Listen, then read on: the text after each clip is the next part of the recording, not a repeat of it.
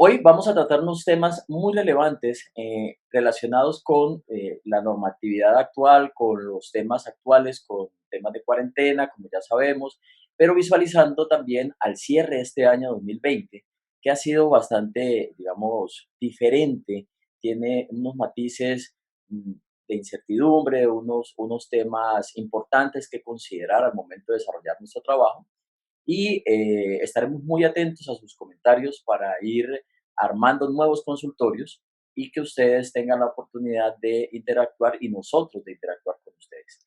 Bienvenidos pues, vamos a dar inicio al consultorio de normas internacionales, de estándares internacionales para el día de hoy. Lo primero que vamos a mostrarles es esta guía de los temas que vamos a incluir en este video y los tiempos en los cuales lo pueden ubicar para que si en algún momento les interesa uno en especial, vayan directamente a esos tiempos y lo puedan consultar o escuchar en la medida de sus, digamos, sus necesidades.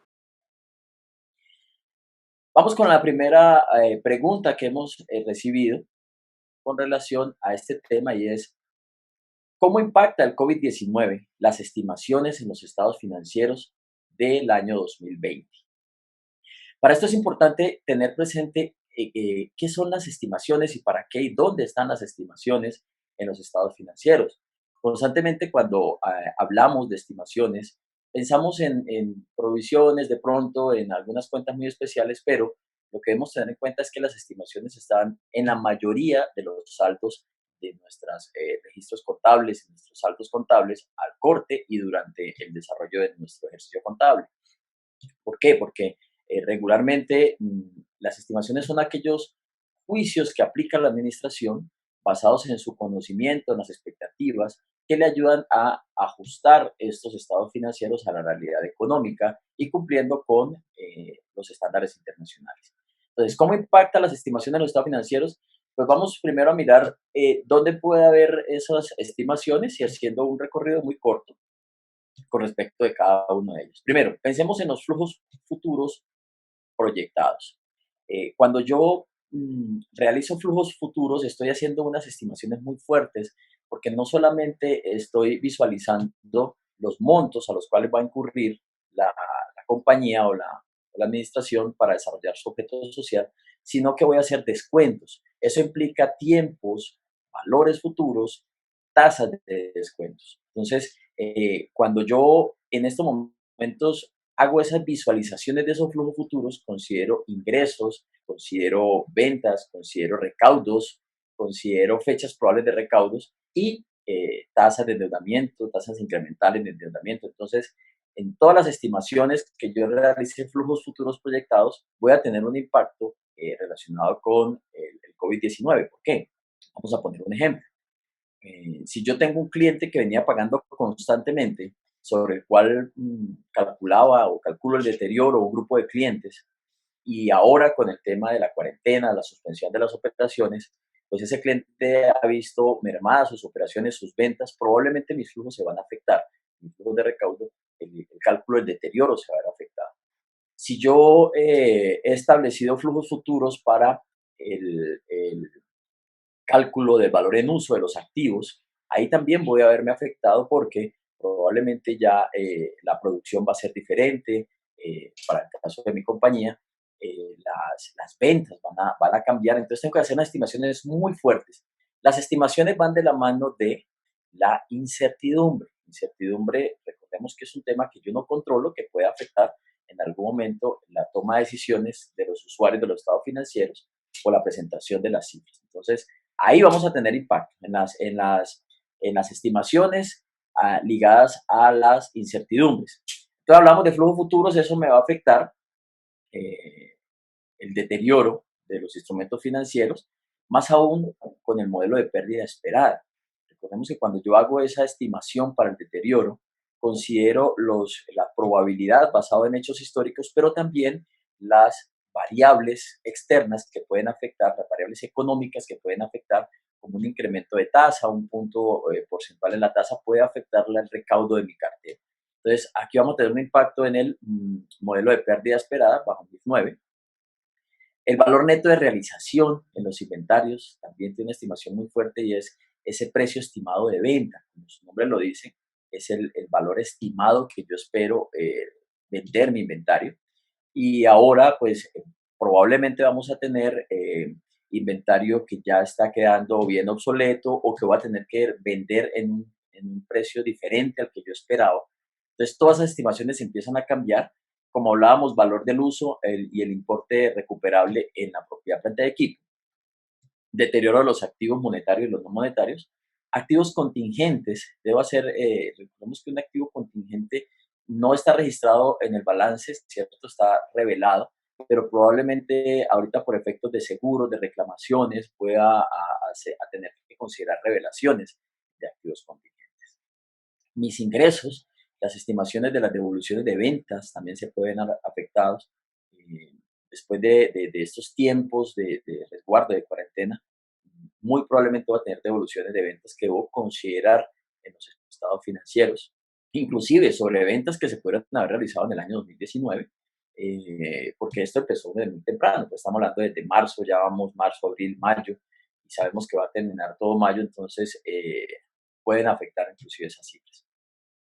Pasivos contingentes y provisiones. Si en algún momento he incumplido acuerdos o covenants que puedan generar un nuevo pasivo contingente que deba registrar.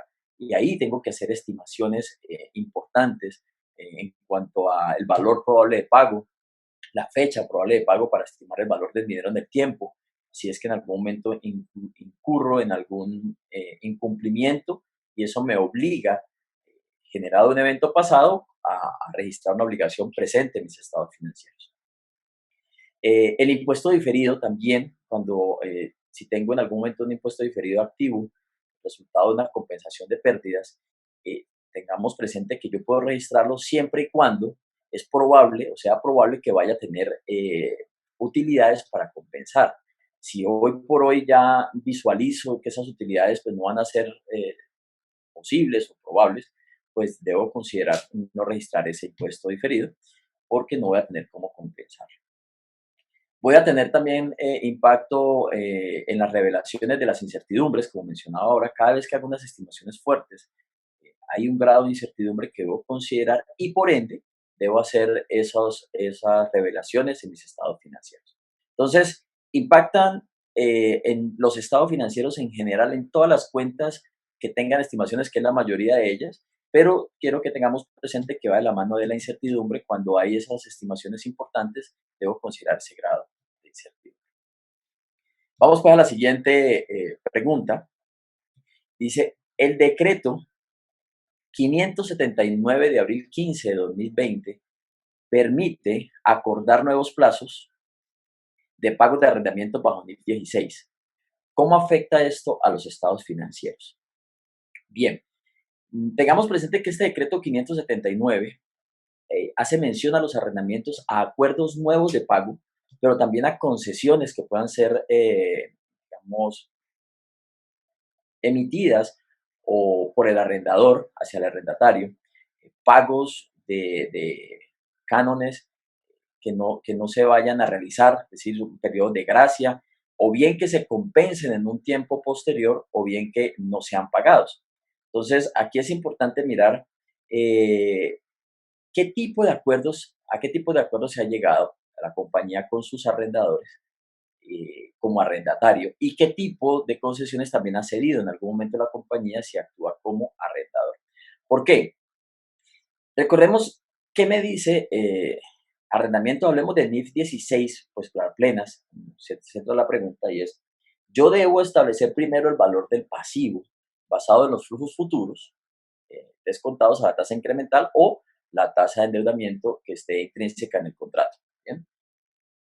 Esa tasa incremental puede variar por efectos de nuevas negociaciones y debo considerarlo en esos flujos futuros. Pero lo más importante, cambian los flujos futuros. Es decir, puedo obtener periodos de gracia, periodos donde no se pague el arrendamiento y se compense posteriormente o donde definitivamente se condone esos cánones de arrendamiento. Eso va a afectar la medición del pasivo. Entonces, al comienzo, al final del año anterior, 2019, yo hice mi estimación basándome en esos flujos futuros con incrementos del IPC. Como venía en una economía normal. Pero hoy, fruto de esos acuerdos, han cambiado esos flujos. Entonces, la pregunta que debo hacerme es, ¿esos cambios suscitan en algún momento un cambio del contrato o se pueden considerar como unos cambios propios del contrato que ya existía? Eso es clave, porque ¿qué me dice NIF 16? Me dice, oiga, si usted tiene un cambio del contrato, si hay un cambio en la estructura del contrato, en los acuerdos, en las obligaciones que tenga ese contrato, usted debe registrar un nuevo contrato. Quiere decir que hoy de baja el que ya existe, eso me va a generar un impacto en los estados financieros y registro un nuevo contrato con los flujos futuros. Bien. Si no, si es propio del contrato, entonces ajústelo, porque va a cambiar precisamente esa estimación, ajústelo y ese ajuste llévelo contra el activo, es decir, que no va a tocar su estado de resultados en el momento en que cambian los flujos, sino que lo va a afectar ya vía depreciación, porque primero se mide el pasivo y posteriormente se ajusta el activo bajo NIF 16. Entonces, afecta en el sentido que debo hacer la medición del nuevo pasivo y ajustar contra el activo si considero que no es un cambio estructural del contrato. Pero si hay un cambio en el contrato, si yo me reuní y dije, vea, vamos a parar este contrato en este momento y vamos a crear un nuevo contrato, entonces probablemente tenga un efecto en los estados financieros producto de la baja del contrato que ya venía. Esto es muy importante porque una vez yo ya relacione o identifique, aplique mi juicio profesional, asimismo le doy el tratamiento contable bajo NIF 16. Pero también es importante tener en cuenta que el IASB ya ha adelantado una enmienda a esa NIF 16. Esa enmienda pues se titula Reducciones de alquiler relacionadas con el COVID-19. Pocas palabras, lo que está considerando es que los arrendatarios no tengan que hacer esa evaluación de si es un nuevo contrato o no, puedan optar por saltarse esa evaluación y tratarlo como si fuera un cambio propio del contrato, es decir, afectando el activo. Entonces es muy importante, todavía no está aplicando aquí en Colombia, además los comentarios se recibieron en el IASB hasta el 8 de mayo, no ha sido emitida esa enmienda, pero debemos tenerla en cuenta para el proceder que vamos a tener muy probablemente al final del año 2020. Otro tema importante que están considerando es que se pueda hacer una aplicación retrospectiva y llevar esos impactos contra el patrimonio. Entonces, pero por ahora, lo que tenemos ahorita, la normatividad que nos aplica es, identifiquemos si es un nuevo contrato, si cambia estructuralmente, lo podemos considerar como un nuevo contrato o como un cambio propio del contrato existente. En lo personal, debería tratarse como un cambio propio, porque estos son cuestiones de fuerza mayor. La fuerza mayor está intrínseca en los contratos existentes de arrendamiento. Entonces no tendría por qué hablar de un nuevo contrato, salvo que haya sido pues acordado expresamente y se esté firmando un nuevo documento. Vamos con la siguiente pregunta. Tenemos los cambios en la economía y la situación actual. Pero me devuelvo acá, ¿sí? Del COVID-19 afecta la comparabilidad de los estados financieros. Esta pregunta es muy interesante, o sea, todos esos cambios que se han derivado del COVID-19, la pregunta es, bueno, ¿y mis estados financieros del 2020, donde voy a tener unas reducciones en los ingresos, donde voy a tener unas posibles reducciones o incrementos en los gastos, nómina, voy a tener unas provisiones que no existían, los pasivos por incumplimiento de pronto que me vea forzado a pagar, van a ser comparativos con el año anterior. Entonces, lo que vamos a tener en cuenta es que la comparabilidad de los estados financieros no solamente hace mención a comparar las cifras dentro de la misma organización de un año respecto del otro. La comparabilidad es una característica cualitativa que no es, digámoslo así, no es exigida, es la que en algún momento es altamente recomendable para emitir los estados financieros, ¿sí? Que es lo que dice el marco conceptual y la sección 12 de MIPIMES. O sea que yo debo procurar porque mis estados financieros sean comparables, pero también busca comparar con otras compañías. Es decir, recordemos que los usuarios tienen un propósito, los estados financieros tienen un propósito de brindar información que sea útil a los usuarios y parte de esa utilidad es que yo pueda hacer una comparabilidad con otras, o sea, hacer un benchmark. Es decir, comparar cómo está esta industria en esta empresa y decidir si invierto, concedo préstamos, financio a esta compañía o esta con respecto de esos indicadores financieros, con respecto de esa información comparable. Pues bien, bajo ese punto de vista, si pensamos en que sea comparable de un año frente al otro, pues claramente va a cumplir su propósito porque este año, comparado con el otro, va a tener unas diferencias probablemente muy importantes en los indicadores, pero es la realidad económica, es la realidad económica, así funciona. O sea, el 2020 no es igual al 2019, pero sirve para comparabilidad, a compararlos porque es algo que está sucediendo actualmente con todo el tema de la economía como la tenemos estancada, digámoslo así, y los impactos que vamos a tener probablemente hasta el 2021 o 2022. Pero ¿dónde sí se puede ver afectada la comparabilidad y en detrimento de esa utilidad de los estados financieros? Cuando por lo menos dos empresas de una misma industria que podrían ser comparables entre sí normalmente opten por medidas diferentes en el sentido de aprovechar una nueva norma tributaria, aprovechar unas tasas, acogerse al Estado para una reducción de tasas, préstamos para nóminas, hacer acuerdos de reestructuración, ley de insolvencia y demás. Entonces, ahí de pronto la comparabilidad no va a ser la más expedita porque esta empresa tiene unas características diferentes a esta, pese a que son de la misma industria y hasta el año anterior eran totalmente comparables y se puede tomar decisiones con ellas. Pero hoy probablemente las decisiones que tomen son diferentes. Pero entonces ahí viene entonces la esencia de la comparabilidad. Si yo hago mis revelaciones adecuadas, los usuarios de los estados financieros pueden estudiar un estado financiero de una empresa con otro, conocer cuáles fueron esas decisiones, mirar qué impacto presentan esas decisiones con respecto a la otra y tomar sus mejores eh, decisiones sobre esas cifras. Bien, entonces ahí es muy importante. Puede que sí afecte la comparabilidad de los estados financieros claramente de un periodo a otro, pero es la realidad económica. Pero entre una empresa y otra del mismo sector, para los usuarios externos de los estados financieros, sí va a afectar la comparabilidad por cuanto las decisiones pueden ser diferentes, pero de la mano de unas buenas revelaciones van a cumplir su propósito. Entonces, aquí hay que recordar siempre que los estados financieros se emiten para terceros que no tengan la oportunidad de pedir información a la medida, o sea, que tomen sus decisiones con esos estados financieros y sus revelaciones. Si partimos de ese hecho, vamos a cumplir con lo requerido bajo normas internacionales y van a seguir cumpliendo su propósito. Siguiente pregunta. Si una empresa se acoge al decreto Ley 560 de 2020, que trata sobre el régimen de insolvencia, debe presentar sus estados financieros bajo el principio de empresa en funcionamiento. ¿Qué estados financieros deben elaborar las entidades que no cumplen la hipótesis de negocio en marcha? Ok, entonces, acá tengamos presente que cuando hablamos de hipótesis de negocio en marcha, lo que estamos hablando hoy por hoy, primero es de empresa en funcionamiento, o sea, ya no hablamos de negocio en marcha propiamente, sino de empresas en funcionamiento. Entonces, miremos, esta pregunta tiene dos preguntas realmente. ¿Debe presentar bajo el principio de empresa negocio, de empresa en funcionamiento? Sí, porque de eso se trata precisamente la ley 560. El espíritu de este decreto ley es que las empresas sigan funcionando, es ayudar a las compañías a que sigan funcionando y proteger el empleo, eh, además de que la empresa subsista, de que se proteja el empleo. Entonces, si nosotros partimos de este principio de que me acogí al decreto ley 560, de que he hecho unos trámites fast track para poder negociar con mis proveedores nuevos plazos, que así lo he hecho a través de las cámaras de comercio, lo estoy haciendo las negociaciones a través de la Cámara de Comercio, es precisamente buscando la continuidad de la compañía. Entonces, si yo estoy en el 560 es porque visualizo que por lo menos en el siguiente año yo voy a poder seguir funcionando. Y ahí se cumple el principio de empresa en funcionamiento.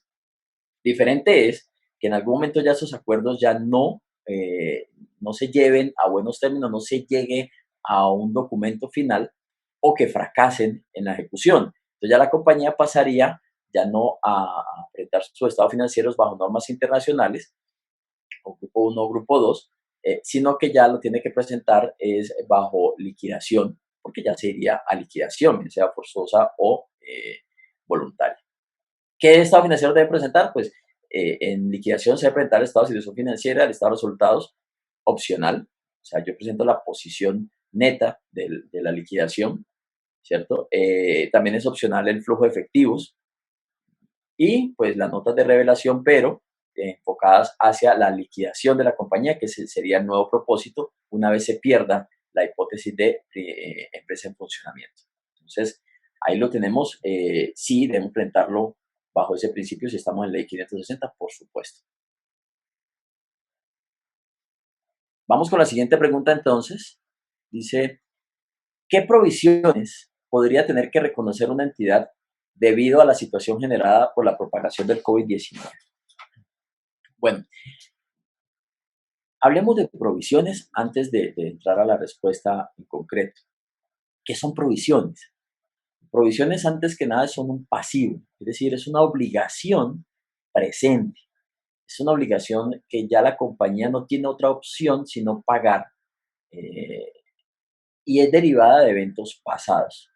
Entonces, cuando yo identifico que hoy tengo la obligación de pagar fruto de eventos que ya sucedieron y puedo medir confiablemente esa obligación, es decir, sé cuándo o cuánto, pues registro un pasivo cierto, digámoslo así.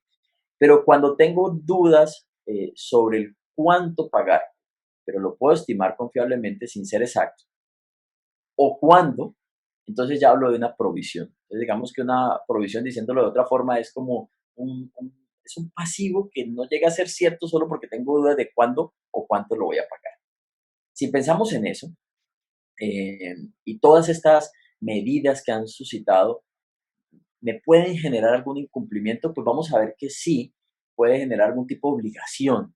Algunos ejemplos que podemos traer para este tema de provisiones es si la compañía está en un proceso de reestructuración donde ya ha sido o le ha dado a conocer oficialmente y con un plan detallado a terceros, donde ya haya creado una expectativa a terceros, es decir, mire, vamos a reducir la planta de 500 a 400 para poder seguir operando, y esos 400 van a estar hasta, estos 100 van a estar hasta tal fecha, este plan se va a hacer gradualmente o algo, o sea, que ya haya un documento oficial que se pueda en algún momento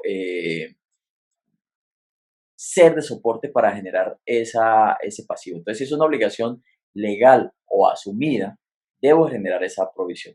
Aquí está toda la reestructuración. Otro ejemplo puede ser un incumplimiento a contratos, o a covenants, como veamos ahora, acuerdos, que me genere un pago de sanción. Entonces, si yo ya he incumplido un contrato en el cual estaba obligado a ejecutarlo o estaba obligado a cumplir con ciertos indicadores y el hecho de haberlo incumplido me obliga a pagar y no he hecho ninguna negociación, es decir, es probable que yo tenga que pagarlo, no tengo otra opción sino salir a pagarlo, debería registrar ese valor. Ahora, si puedo medirlo exactamente y sé cómo y cuánto, pues lo registro como un pasivo. Si no, si sé que tengo que pagarlo, pero pues depende de ciertas circunstancias, que tenga cierto grado de incertidumbre, registro pues entonces una provisión.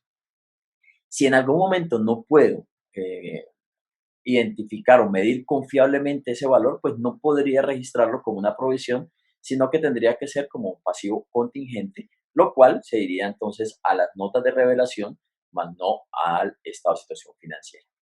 Mm, Contratos onerosos, es decir, ya estoy en ejecución de un contrato, estoy ejecutando un contrato, el cual sé que me va a generar pérdida, pero tengo que cumplirlo. O sea, cuando los costos van a superar los beneficios de ese contrato, pero tengo que cumplirlos, pues debo registrar una provisión. Eh, NIC 37 me habla pues sobre los contratos onerosos.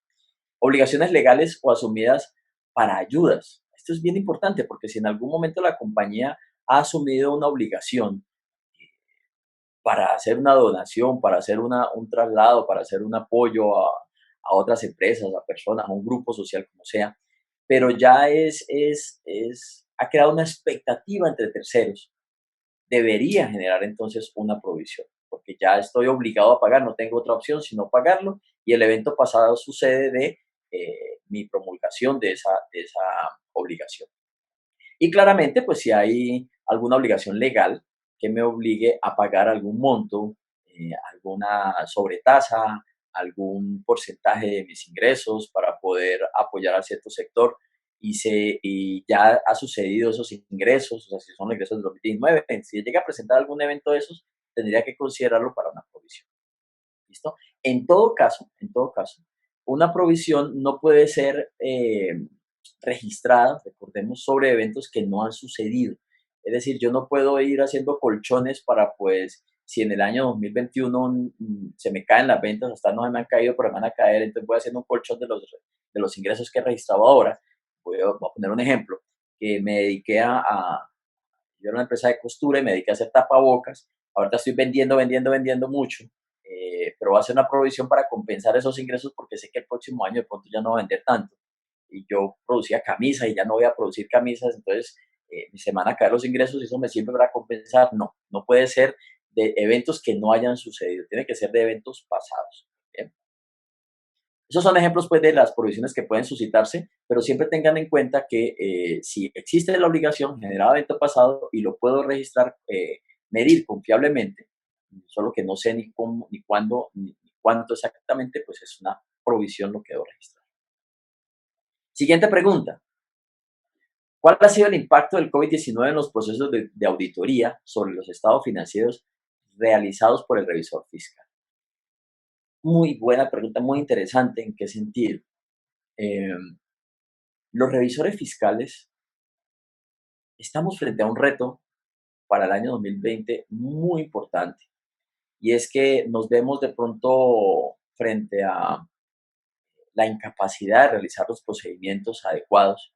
Se puede haber visto inclusive en el 2019 porque como mencionábamos, todo esto inició en marzo, ¿cierto? Marzo 14, marzo, mitad de marzo, y de pronto algunos procedimientos de cierre no lo habíamos realizado y estamos frente a esto.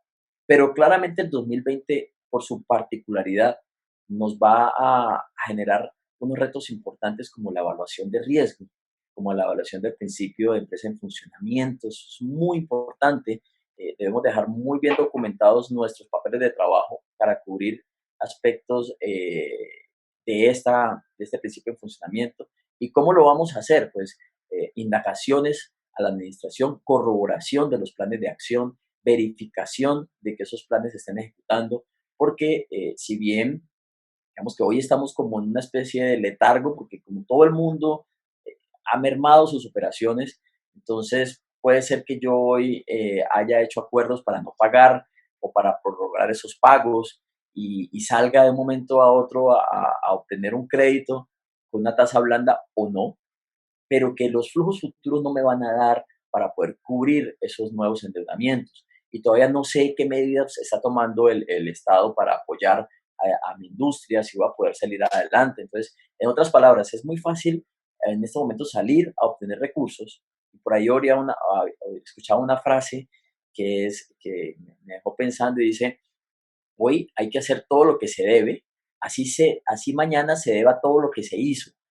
Sí, claro, eso es lo que estamos haciendo, estamos sobreviviendo, estamos afrontando esto, pero no sabemos si mañana vamos a poder cumplir con esas obligaciones. Pues como revisores fiscales, tenemos que tener la capacidad, una vez conocido toda la industria, estar al pie de la administración para conocer cuáles son estas medidas que ha tomado, visualizar junto con la administración, indagar para eso, a ver cómo va a ser ese funcionamiento en el futuro. ¿Bien? Pero también la evaluación de riesgos. Entonces, aquí hay unos ejemplos que hemos traído pues con base en esta pregunta y es, consideremos NIA 701 para las empresas que ya venían aplicando los revisores fiscales que ya venían aplicando NIA 701 a partir del 2019, digamos que son los de grupo uno que cotizan en bolsa o son de interés público, ¿no? Entonces, esos aspectos claves, hoy por hoy, empresa en funcionamiento es un aspecto clave. Reducción de ingresos, aspectos claves que debo focalizar mi auditoría allá. El incremento de los créditos son aspectos claves. Em, para el año siguiente, estamos hablando del 2022, si no me falla la memoria, 3 años después del 2019, sí, 2022, esas empresas del grupo uno que apliquen MIA 701 allá mirarán, pero por ahora solo las del grupo uno que coticen en bolsa. Hipótesis de empresa en funcionamiento, bueno, lo que mencionaba ahorita, mirar esos impactos, documentar muy bien esos planes de la administración, nos va a afectar nuestro plan de trabajo.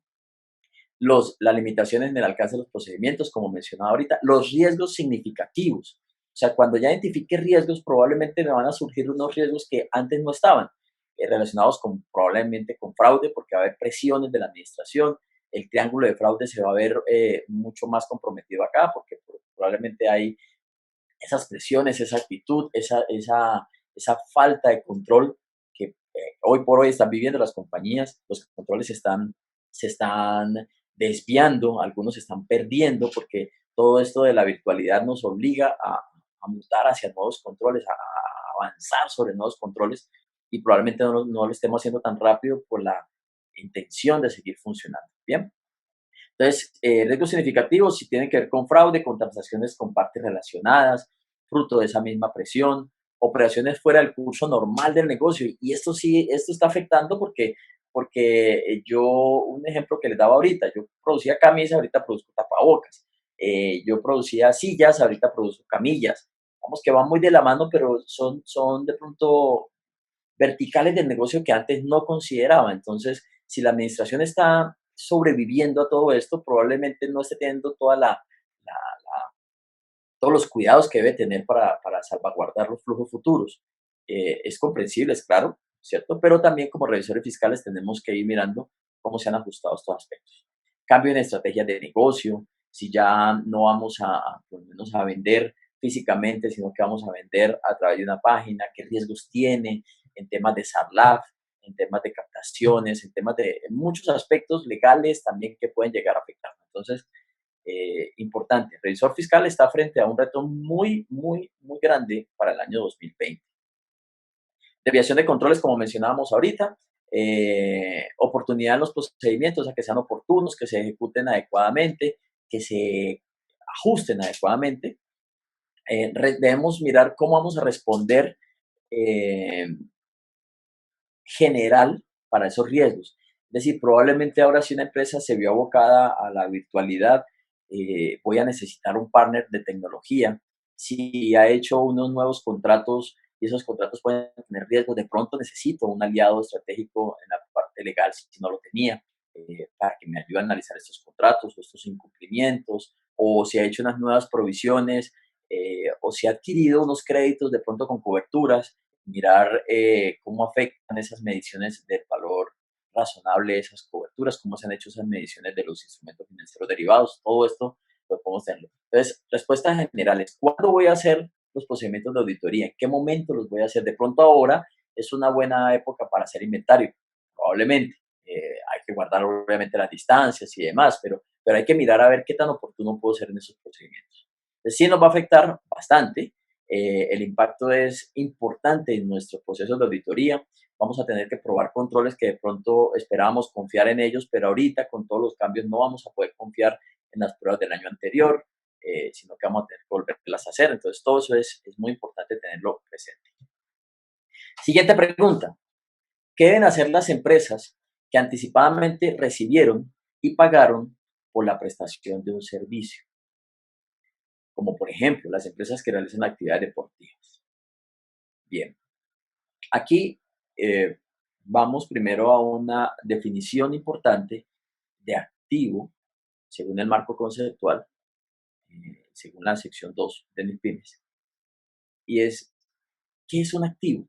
Es un activo, es un recurso que es controlado, ¿cierto?, por la compañía, generado de eventos pasados, que es probable que genere beneficios económicos futuros o que tenga el potencial, según el nuevo marco conceptual, que tenga potencial para generar esos beneficios económicos futuros. ¿Por qué hago la mención primero de activo? Porque si no cumple con la definición de activo, es un gasto. Es decir, si yo no puedo llevar ese débito, a los que están viendo que somos contadores, si no puedo registrar ese derecho, a los que no lo son, ese derecho en el estado de situación financiera, ¿derecho a qué? A que me genere beneficios económicos futuros, puedo registrarlo como un gasto. Entonces, si yo pagué por un servicio de manera anticipada, tengo un activo en la medida que ese servicio me va a generar beneficios económicos futuros. No dinero, no estamos hablando de beneficios económicos futuros. O sea, voy a recibir un bien o un servicio porque lo pagué por adelantado. Claramente va a tener un beneficio. Pero si En este momento, generado de esta situación, de esta pandemia, cuarentena, no voy a tener reembolsos.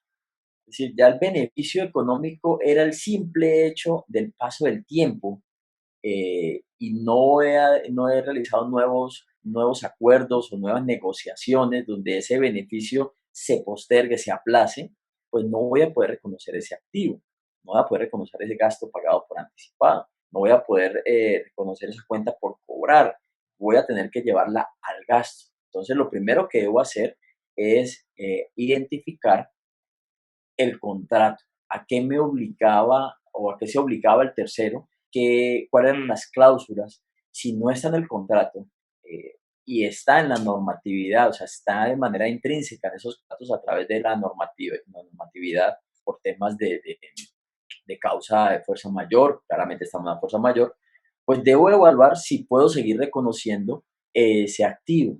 Si no, definitivamente voy a tener que llevarlo al gasto. Empresas que realizan actividades deportivas. Vamos a mirar este ejemplo en lo particular. Entonces yo pagué unas membresías que me daban el derecho a usar o a ir a unos eventos deportivos durante todo el año 2020. Eventos deportivos que deberían empezar a surtirse desde el mes de marzo, abril o mayo o junio, julio, ¿cierto? Y no se van a dar, porque va a haber la prohibición probablemente hasta el final del periodo. Eh, entonces yo llamo al que me vendió ese derecho, me dio el derecho a asistir. Miro el contrato y digo, bueno, ¿qué va a pasar entonces con este derecho? Cuando se reactiven las actividades, perdón la redundancia, en el año 2021, se me va a aplazar, o sea, es decir, lo que yo no tuve uso ahorita lo voy a usar en el año 2021 o no. No, la del año en 2021 ya es otra cosa porque resulta que eso que usted pagó correspondía a una parte de administración y una parte a ese derecho. Ahora, no se le va a reconocer todo el derecho, solo una partecita, el resto sí ya definitivamente es administración, se pagó y yo seguí pagando el arrendamiento y cuando usted me pagó esto aquí, en el contrato dice que parte era para poder subsidiar todos esos gastos, o sea que eso ya lo tengo que llevar al gasto. Entonces tengo que mirar si todo se reconoce, si una parte se reconoce o si definitivamente nada puede reconocerse. Entonces, digamos que aquí hay unos pasos. Primero, reviso las condiciones del contrato. Establezco si hay reembolsos. O sea, si en algún momento digo, pásame el dinero, entrégueme el dinero porque ya no voy a hacer uso de ese derecho que usted me vendió, pues perfecto, porque entonces me reembolsan. O si me dicen, sí, le vamos a reembolsar, pero en 3 meses, entonces ya lo paso a cuenta por cobrar, ¿cierto? Miro la probabilidad de que eso suceda, no va a ser que la promesa de devolverlo pues no vaya a poder llevarse a la realidad. Entonces, en ese orden de ideas no tendría la cuenta por cobrar, sino que tendría un gasto porque de nada me sirve una promesa si no me la van a pagar. Entonces, tendría que deteriorar. Bien. Defino si cumple con la definición de activo, es decir, si voy a tener beneficios económicos futuros, si la probabilidad, si el potencial de generar beneficios económicos futuros existe. Y si no, lo reconozco en resultados. Entonces, el análisis es básicamente el mismo análisis que hacemos siempre en los cierres. Mirar si esos gastos pagados por anticipado tienen potencial o probabilidad de generar beneficios económicos futuros. Si siguen siendo unos gastos pagados por anticipado en la medida que están entre otros activos, en la medida que no voy a recibir un dinero, sino que voy a recibir un bien o un servicio. O si por el contrario, el reembolso lo que va a pedir sería una cuenta por cobrar, un instrumento financiero al cual tendría que considerar el deterioro. Bien, entonces eso es muy importante. Hacer el análisis, la revisión de cada uno de los valores registrados ahí y depurar. Puede ser que no todo se vaya al gasto, puede ser que una parte sí esté o cumpla con la definición de activo, la otra parte sería el gasto, puede ser que todo o que definitivamente le tenga que dar de baja como activo. Veamos pues cuál es la siguiente pregunta. ¿Qué pronunciamiento ha realizado la Junta Central de Contadores respecto a la crisis actual originada por la pandemia COVID-19? Acá es importante tener en cuenta que pues, en la página de Actualícese ya hemos publicado un tema de normatividad, no ha habido cambios de eso, voy a hacer una mención a esas resoluciones, digamos que está acá. Pero más allá de eso también, no solamente esas resoluciones, sino que esos trabajos que ha realizado la Junta, los iremos mirando, pues, o el Consejo Técnico, que también hay una pregunta respecto de eso. Pero veamos estas acá. Lo primero que hizo la Junta fue en marzo 17, cuando inició el tema del resguardo de la cuarentena. La Junta Central de Contables suspende por un plazo de 10 días, o sea, entre el 17 y el 27 de marzo, los términos de sus actuaciones administrativas relacionadas con los procesos disciplinarios adelantados por el Tribunal Disciplinario quedan suspendidos. Bien. Entre eso también mencionaba los trámites de tarjetas profesionales duplicados, certificados que iban a ser, digamos, tramitados a través de canales virtuales y empezó a desarrollar unas estrategias importantes. Pero ahí visualizaba 10 días, o sea, todavía como todos nosotros no nos esperábamos esto tan extenso, entonces suspendió eso. Posteriormente, en marzo 26, o sea, antes del vencimiento inicial que había dado, se prorrogó hasta el 13 de abril. Dijo, oiga, ya está este tema de la suspensión de las actuaciones administrativas relacionadas con los procesos disciplinarios eh, adelantados por el tribunal, quedan hasta el 13 de abril.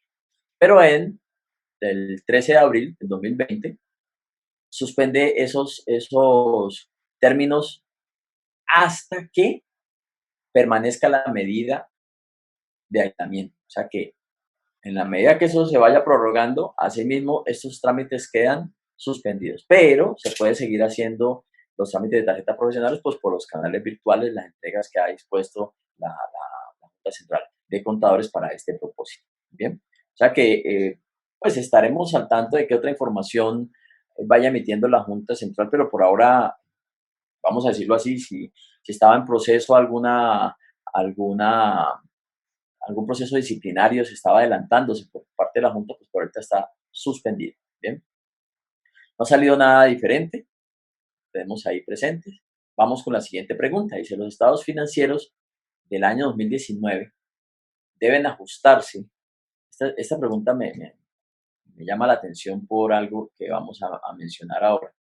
Que si deben ajustarse o se deben hacer revelaciones con respecto al impacto generado ante la propagación del COVID. Cuando dice, o solo se deben hacer revelaciones. Es que pues, aquí hay algo importante. Cuando yo digo revelaciones, a veces uno piensa que registrar tiene un grado más alto que solo revelar, pero el mensaje que quiero iniciar es, las revelaciones son tan importantes como las mismas cifras, agrupaciones o disgregaciones que se toman o se colocan en los estados financieros. Las revelaciones son un complemento muy importante de los estados financieros para que los usuarios comprendan esos estados financieros, para que lo que no puede plasmarse en una sola cifra en cualquiera de los estados financieros, pues vaya y se complemente con esas notas de revelación. En ese orden de ideas, eh, la importancia de revelar está a la par de la importancia de mostrar en algunos casos en los estados financieros. Pero miremos entonces qué ha pasado. Que cuando yo debo hacer una revelación o un ajuste a unos estados financieros, hablando de NIC 10, y es, primera pregunta, ¿los estados financieros ya se emitieron antes de marzo 17, fecha en la que empezó el tema de la emergencia social, o eh, están pendientes por emitir? ¿Qué es emitir? Es cuando ya el máximo órgano autoriza para que los usuarios conozcan la información y con base en esa información que está dictaminada o no, dependiendo si tiene la obligación de estar dictaminados, pero que claramente sí está certificada por el contador y representante legal, pues tomen sus decisiones. Entonces, si yo estoy frente a un caso donde no se han emitido los estados financieros, debo mirar cómo afecta NIC 10. Esos hechos ocurridos después del periodo en el que se informa. Periodo en el que se informa, diciembre 31. Eventos ocurridos después, claro, después, o sea, desde el 1 de enero hasta la fecha en la que se emitan los estados financieros y se aprueben para ser emitidos hacia terceros. Todo lo que haya ocurrido ahí me afecta, bien sean notas o en ajustes, que es la pregunta que están planteando. ¿Bien? Entonces, para eso, Nick 10 me dice, vea, los hechos ocurridos después del periodo son dos. Aquellos que proporcionan evidencia de las condiciones que existían al final del periodo sobre el que se informa. Es decir, que a diciembre 31 ya existían allá, solo que yo me di cuenta posteriormente, antes de ser aprobados. Esos se tienen que ajustar. Esos se tienen que ajustar. Bien. Y los otros son esos hechos que indican que esas condiciones surgen después del periodo en el que se informa. Entonces, la primera pregunta es, ¿cuándo sucedió esto? ¿Ya había sucedido antes? Y aquí viene un tema muy delicado, porque es que yo digo, ah, caramba, es que este tema del virus, este tema había empezado desde diciembre, pero realmente la declaratoria de pandemia, la declaratoria de emergencia, sucedió después. O sea, todas mis estimaciones que yo hice en los estados financieros, el precio estimado de venta de los inventarios era ese valor, era ese precio ahí a diciembre 31, no tengo por qué ajustarlo. Las existencias de los inventarios estaban ahí, yo las verifiqué, estaban ahí. ¿Bien? Diferente es si yo por efectos de la pandemia y del resguardo y la cuarentena, lo primero que hice fue hacer inventarios que no había hecho a diciembre 31 y me di cuenta que había un faltante y resulta que yo no había movido inventarios este año y el faltante estaba a diciembre 31, pues ahí claramente tengo que hacer un ajuste porque el hecho ya había ocurrido a diciembre 31. Bien, pero si no, o sea, si yo ya tenía mis cifras listas a diciembre 31, eh, en marzo antes de la declaratoria, y no ha sucedido nada que pueda establecer que estaba ahí esa fecha, no tengo por qué ajustarlo. Pero las revelaciones son muy importantes. ¿Por qué? Porque, entre otras, los precios de venta de alimentario pueden haber caído. Entonces, si bien a diciembre yo esperaba venderlo en 1.000 pesos, ahora no espero venderlo en 1.000, sino en 200. Entonces, debo informarle a los usuarios de los estados financieros que ese inventario tuvo un declive posterior a la fecha generado de la pandemia.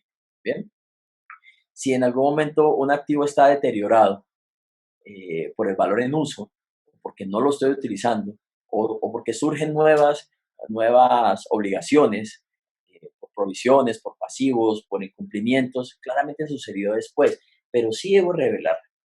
Imagínense ustedes como usuarios de los estados financieros que reciban la información, vayan a tomar sus decisiones en el año 2020 sobre un valor de activos que claramente en el año 2020, o sea, van a tomar sus decisiones en el año 2020 con el año 2019, pero que esos activos en el año 2020 cayeron. Necesita conocerlo, necesita conocer qué tanto cayeron. De ahí la importancia de las revelaciones. Un inventario que ya no se va a poder vender porque una vez entrado en cuarentena, pues no se dio. Una máquina de recreación, una discoteca que había hecho una inversión en activos importante y que alguien quiere invertir esperando que la diversión continúe, pero la diversión está parada. Entonces necesita saber que esos activos probablemente no se van a recuperar en el tiempo que estaba planeado y que hay una incertidumbre importante. Ejemplo, hombre, es que estos activos que yo tengo para diversión los voy a recuperar en 10 años, pero resulta que en marzo sucedió un tema de la pandemia, el COVID-19, y paró las operaciones y paró las operaciones de forma indefinida y probablemente ni siquiera todo el año 2020 lo vamos a tener, ¿cierto? Hay una incertidumbre porque ya la administración no sabe si va a recuperar ese valor del activo o no. Entonces, su decisión tiene que cambiar. No lo va a ajustar porque a diciembre ese era el valor, pero claramente necesita conocer las revelaciones. Entonces, incertidumbre es importantísimo. Cambia las notas y las notas forman parte de un conjunto completo de información financiera suministrada. Entonces, sí debemos cambiar a hacer las revelaciones. Cuando decimos no, y solo en las notas, no, cámbianlo en las notas. Y debemos tener mucho cuidado con esa información a revelar porque de ahí puede derivarse muchas otras situaciones. Entonces, no implican ajuste en la medida que no hayan sucedido a diciembre 31. Es decir, que sí sucedió por efecto de la pandemia que fue posterior o del confinamiento o de la emergencia social económica que estamos atravesando actualmente y ecológica. Pero importante es la hipótesis de empresa en funcionamiento.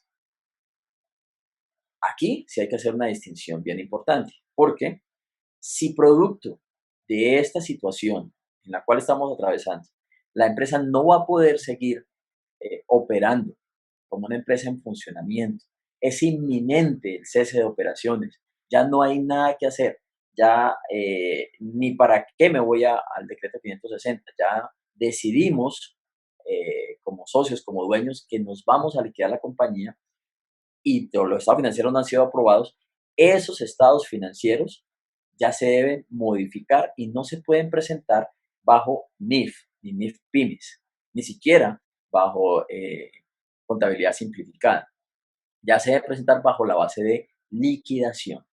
Entonces, recordemos que la base de liquidación pues está en el decreto 2420, donde yo tomo todos mis activos, los llevo al valor de liquidación, todos mis pasivos al valor de liquidación, registro inclusive algunos pasivos que estaban como pasivo contingente y algunos de pronto ingresos que ya son ciertos, pero que no lo había registrado en algún momento por A o B razón, porque no han cumplido con la característica de ingresos y los presento. Entonces ya me olvido de esa base de presentación de NIF y NIF pymes y ya entro a presentarlo sobre la base de liquidación. Entonces, si la empresa va a seguir funcionando, no es inminente la liquidación, voy y ajusto las notas de revelación, las revelaciones, porque el hecho sucedió posterior a la fecha de cierre, salvo que tenga evidencia que sucedió al 31. Pero si no voy a seguir como empresa en funcionamiento, no puedo presentarlos bajo los estándares internacionales, los que nos rigen actualmente, las normas contables de información financiera aplicables aquí en Colombia, que están basadas en NIF y NIF pymes. Otra pregunta. ¿Qué medidas o pronunciamientos ha realizado el Consejo Técnico de la Contaduría Pública en el marco de la pandemia decretada a causa del COVID-19? Bueno, aquí sí ha habido un poco más digamos, de dinamismo en cuanto al Consejo Técnico. No pretendo abarcar todas, de pronto se me quedan por fuera, pero sí hemos traído las más relevantes, importantes, y no solo digámoslo, en conceptos que ha emitido el Consejo Técnico, sino en unos documentos donde claramente se nota que hay un esfuerzo realizado por el Consejo Técnico para poder apoyar en estos temas. Entonces vamos a mencionarlos grosso modo. Primero, si hay un concepto que es el 343, literalmente va a permitirme, dice, en medio de las circunstancias de la cuarentena por emergencia sanitaria, le hicieron una consulta, es dable a la entidad suspender el contrato de revisoría fiscal. Esto es importante por la disminución de la prestación de servicios. No hay suspensión total, pues áreas de servicios continúan y administrativas algunas también. Ok, está literal como lo plantearon. Aquí el Consejo Técnico, ¿qué responde en términos generales?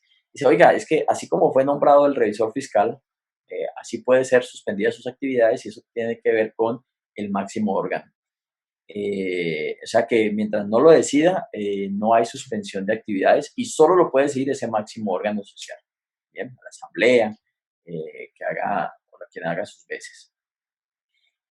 ¿Y por qué es tan importante? Porque es que las empresas, si bien han suspendido sus operaciones, pues siguen cumpliendo con temas tributarios, siguen cumpliendo con temas operatividad mínima, ha habido controles que tienen que evaluarse. O sea, y recordemos que el contrato del revisor fiscal, como también lo menciona en este concepto, es para todo el periodo, por ende, pues hay actividades que se siguen realizando en menor cantidad o no, pero que muy seguramente después se van a tener que compensar en los periodos venideros.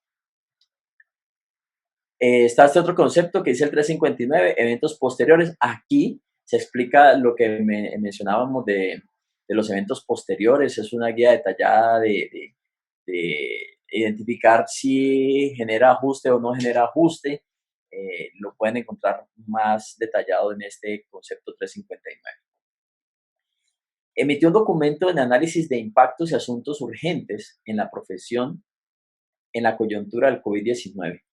Este es de abril 4 del 2020. Entonces, se reunió un grupo de expertos y mencionaron algunos aspectos a tener en cuenta. Entre ellos, son 4 puntos. Entre ellos está que mencionaban que las declaraciones de obligaciones tributarias en municipios en donde no se han adoptado con anterioridad medios digitales. O sea, propuestas concretas de qué hacer en esos medios, como que se puedan presentar sin la firma, como que se aplace la presentación, considerando pues que estamos en cuarentena y demás. El segundo punto es registro de las decisiones de asamblea de cámaras de comercio, de asambleas en cámaras de comercio. Entonces, que esas decisiones cómo pueden ser registradas en cámaras de comercio a través de medios virtuales o si se van a postergar. Ahí hay digamos, posiciones muy concretas como sugerencias a la normatividad que debe ser considerada. Impracticabilidad de ciertos procedimientos de auditoría. Entonces también menciona, oiga, es que si el revisor fiscal no puede realizar, o el auditor no puede realizar sus procedimientos, va a tener que emitir una opinión porque no se aplaza esos plazos, vale la redundancia, esos términos para poder presentar esa opinión, o se faculta para que se emita con esas salvedades. ¿Listo? ¿Qué pasa con las solicitudes de certificaciones en forma física? En lo personal les comento, he tenido casos donde hay municipios donde se presentan las declaraciones solo física y pues por el tema de confinamiento y demás, pues y por distancias, a veces la firma se complica, pero se ha hablado, digamos, mis clientes han hablado con esos municipios y se ha podido presentar con la firma digital, es decir, el PDF firmado digitalmente y con eso se imprime y no ha habido ningún inconveniente. O sea, todo esto se puede ir pues trabajando, ¿no? De la mejor manera. También emitieron un documento donde dice ideas fiscales en época del coronavirus, reunión virtual, abril 8 del 2020. Entonces también ahí hay 20 puntos muy interesantes que se expuso con respecto de temas de impuestos. Son unos expertos en áreas tributarias y emitieron ese documento. La invitación es pues a consultarlo con estos títulos que están viendo acá y lo pueden bajar e ir analizando. Bien. Estas pues las inquietudes que recibimos a través del consultorio virtual. Vamos a estar atentos a sus comentarios, a sus respuestas, a sus interpretaciones, a más consultas.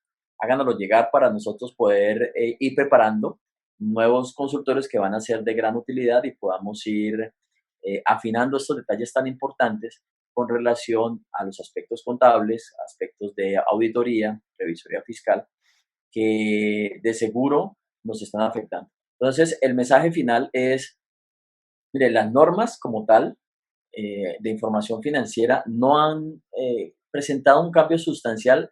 Digamos, el IASB está revisando aspectos de esas estimaciones, a enmiendas, como siempre lo ha hecho, a las normas contables y financieras. La más relevante es con respecto a arrendamiento, digamos que es la que está en curso ahora y sobre la que más tiene material el IASB. Mm, pero también en temas de revisoría fiscal, de auditoría de NIAS, hay muchos aspectos que sí nos afectan bastante en la ejecución de nuestro trabajo. Entonces, la invitación pues a que se suscriban a nuestro canal y nos sigan de cerca y estaremos en contacto. Pasen un resto de día y muchas gracias por estar acá con nosotros.